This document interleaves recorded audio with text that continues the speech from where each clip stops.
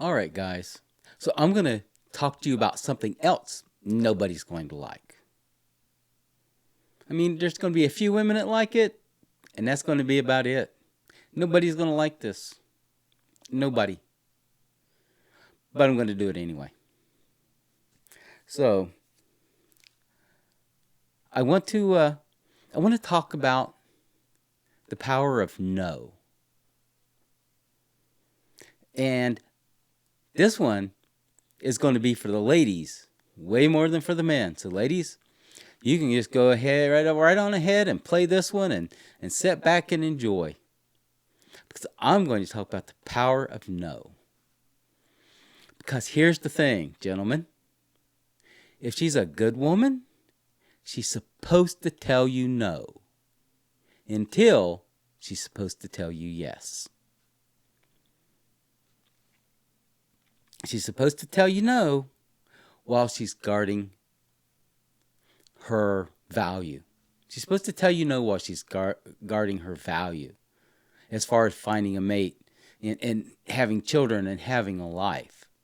And having her own moral basis for what she does and how she does it and how she lives. She has a right to tell you no.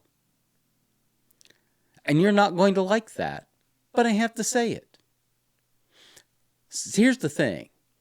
In the Notebook, right, when Noah and Allie, they meet up again at the fair, right, and he asked her out, and she looks at him and says no. She was right. She was right. Because he had taken and fought in World War II. And now that he's back, he could have been horribly damaged by that. He could have had a whole range of psychological issues, emotional issues. May never have been able to settle down and have a normal job, right? Be a lot like General Grant during the Civil War, right? Pretty much a wash before that, became a general, hit it out of the park, pretty much a wash after. Right? You can't build a life like that. So she has a right to tell him no. And good women have a right to tell us no. I know. You hate it. Because you want to have easy sex with a lot of women and then turn around and find a virgin, and it's never going to work like that. They can't be both at the same time. So you're going to have to pick one. You have to pick the one that's important. And that's what you're going to have to do, gentlemen. And I'm not saying that we're ever going to get rid of the loose women out here floating around in society. They're always going to be there. They've always been there. But if that's not what you're looking for, then she's going to tell you no. In fact, there was a lady, and let me give you the reason for that. I want to give you the reason for that. So there was this lady who, her video got played in the manosphere a few times. I've seen it. Where she's talking to the other women and kind of talking to men. And she's like, we're not going to go out for coffee. We're going to go on a date. Right? I want to see how you treat the waitstaff. I want to see if you're generous and tip well. I want to see how you hold your chopsticks. Right? I do not accept a coffee or a walk as a possible date option, and neither should you. First of all, I'm not a dog that needs to be walked. Second, I have an espresso machine at home, works fabulous. We're not doing drinks either. You're gonna try to get me drunk and take me back home. No. We are doing dinner. You're gonna pick me up, we're gonna come to the restaurant, we're gonna see your table manners, we're gonna see what you order, we're gonna see do you hold your chopsticks correctly. We're just gonna, study you a bit. Okay? So dinner it is. That's what she's saying. She's vetting him. She's looking. She's watching. She's seeing how he is. She's seeing his lifestyle. And she's figuring out whether or not she's going to fully commit to the whole thing. Now, she's wrong about the first date.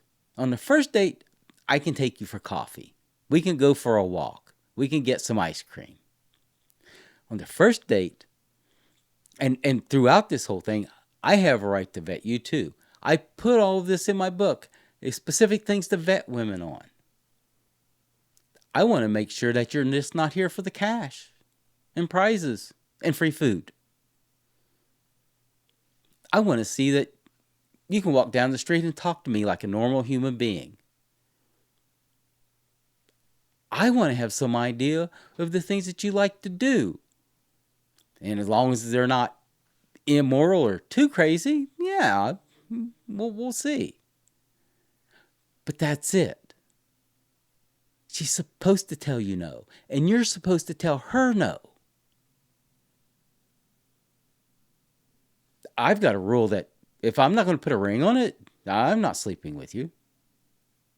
That's my rule. Yeah, and you can all call me whatever names you want to call me. That's fine. You do you, boo. But that's not what I'm looking for. What I'm looking for is something different. And I'm not going to do it. I'm not going to waste my time with someone that I know that I'm just getting a little tang out of and I'm going to dump in a week. I'm not going to bother with that. My schedule is full enough. I don't need anything more on my plate.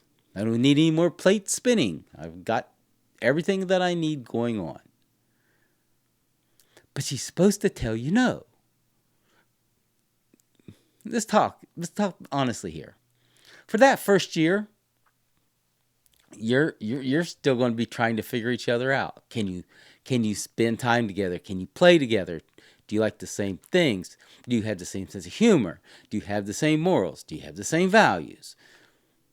Where do you want to go in life? Where do you want to live in life?